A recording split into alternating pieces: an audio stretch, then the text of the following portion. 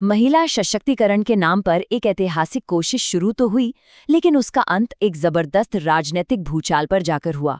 एक ऐसा बिल जिसका पास होना लगभग तय माना जा रहा था, वो संसद में गिर गया। तो आज हम इसी सियासी पहेली की तह तक जाएंगे। तारीख थी 17 अप्रैल 2026। ये दिन भारतीय राजनीति के इतिहास में दर्ज होना था, पर एक बड़ी नाकामी के तौर पर दर्ज हुआ। महिलाओं को 33% आरक्षण देने वाला वो जरूरी संविधान संशोधन बिल लोकसभा में पास नहीं हो पाया। एक ऐसा नतीजा जिसकी किसी ने उम्मीद नहीं की थी, और इसने कई बहुत गंभीर सवाल खड़े कर दिए।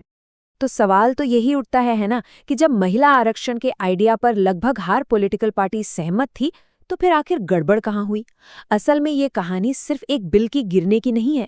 ये कहानी है भारत के पॉलिटिकल पावर के संतुलन की लड़ाई की। चलिए इस पूरी सियासी बिसात को परत दर परत समझते हैं। इस पूरी कहानी को समझने के लिए हमें थोड़ा सा पीछे जाना होगा। ये जानना जरूरी है कि कैसे एक किया हुआ वादा एक राजनीतिक चक्रव्यूह में फंसकर रह गया। तो कहानी में जो असली ट्विस्ट है वो यहीं से शुरू होता है। देखिए, 2023 में नारी शक्ति वंदन अधिनियम को सबने मिलकर पास किया था, पर उसमें एक शर्त थी कि आरक्षण अगली जनगणना और परिसीमन के बाद ही लागू होगा, मतलब 2029 के बाद। अब 2026 में सरकार जो नया बिल लाई, उसका मकसद था इसी प्रोसेस को तेज करना। प्रस्ताव ये था कि 2011 की जनगणना के आधार पर ही फौरन परिसीमन करके 2029 के चुनावों में आरक्षण दे दिया जाए। और बस यहीं से सारे विवाद की जड़ शुरू हो गई। और इस पूरे राजनीतिक घमासान के सेंटर में एक ही शब्द था, परिसीमन।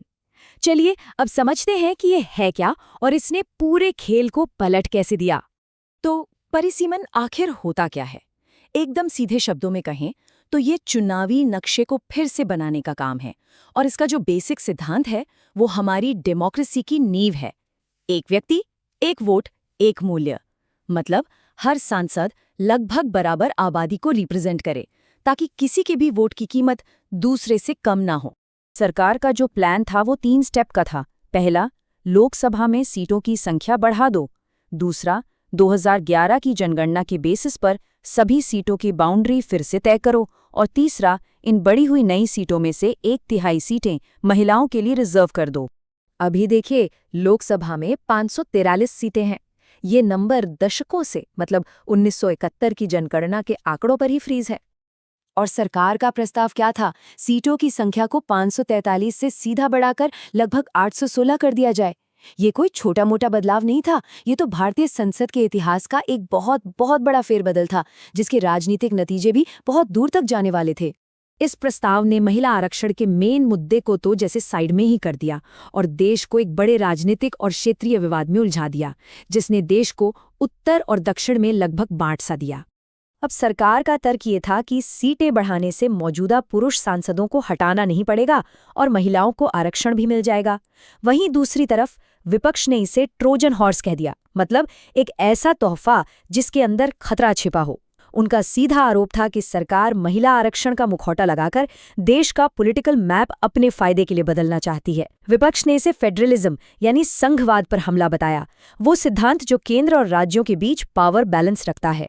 विपक्ष के इसी डर को सांसद शशि थरूर का ये बयान बहुत अच्छे से समझाता है। उन्होंने चेतावनी दी कि अगर सिर्फ आबादी के आधार पर सीटें बांट दी गईं, तो कुछ बड़े उत्तरी राज्य मिलकर पूरे देश की राजनीति पर हावी हो जाएंगे और बाकी राज्यों की आवाज कहीं दब कर रह जाएगी। और इसमें सबसे ज्यादा मुखर थे दक्षिणी राज्य। उन्हें लगा कि पॉपुलेशन कंट्रोल जैसी राष्ट्रीय नीतियों को कामयाब बनाने की उन्हें सजा दी जा रही है। अगर सीटें जनसंख्या के हिसाब से बढ़ती तो पॉलिटिकल पावर उत्तर भारत की तरफ शिफ्ट हो जाता, जबकि ये दक्षिणी राज्य देश की इकोनॉमी में ज्यादा योगदान देते हैं, लेकिन संसद में उनकी आवाज कमजोर हो जाती। उन्होंने इसे सीधे सीधे अपने पॉलिटिकल वजूद पर खतरा माना। इन चिंताओं को कम करने के लिए केंद्रीय गृह मंत्री अमित शाह ने संसद में भरोसा दिलाया कि किसी भी राज्य की, खासकर दक्षिणी राज्यों की ताकत कम नहीं होगी। लेकिन ये जुबानी भरोसा विपक्ष के मन में जो गहरा अविश्वास बन चुका था, उसे दूर नहीं कर पाया। तो अब बात करते हैं उस दिन की, जब लोकसभा में इस बिल की किस्मत का फैसला होना था। अब ये लड़ाई सिर्फ तर्कों की नहीं रह गई थी, बल्कि ये तो नंबर्स का सीधा सीधा खेल बन चुकी थी। ये कोई साधारण बिल तो था नहीं, ये एक संविधान संशोधन बिल था। और इसे पास करने के लिए चाहिए थी एक स्पेशल मेजॉरिटी, यानी सदन में मौजूद और वोट करने वाले सदस्यों का 2/3 बहुमत। उस दिन ये जादुई आंकड़ा था 352। और ये चार्ट देखिए, ये फाइनल रिजल्ट को एकदम साफ कर देता है। बिल के फेवर में पड़े 298 वोट और विरोध में 230। सरकार को चाहिए थे 352 वोट और वो बहुमत से पूरे 54 वोट पीछे रह गई। महिला आरक्षण को फौरन लागू करने की एक बड़ी कोशिश बस यहीं पर खत्म हो गई। बिल के इस तरह से फेल होने के फौरन बाद दूर तक जाने वाले राजनीतिक नतीजे देखने को मिले। संसद का माहौल और देश की राजनीति दोनों ही पूरी तरह बदल गए।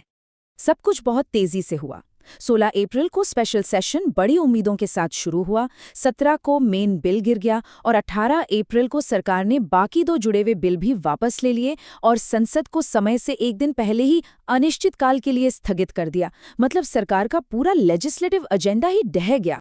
संसद के बाहर सत्ता पक्ष और विपक्षी गठबंधन के बीच एक तीखी बहस छिड़ गई।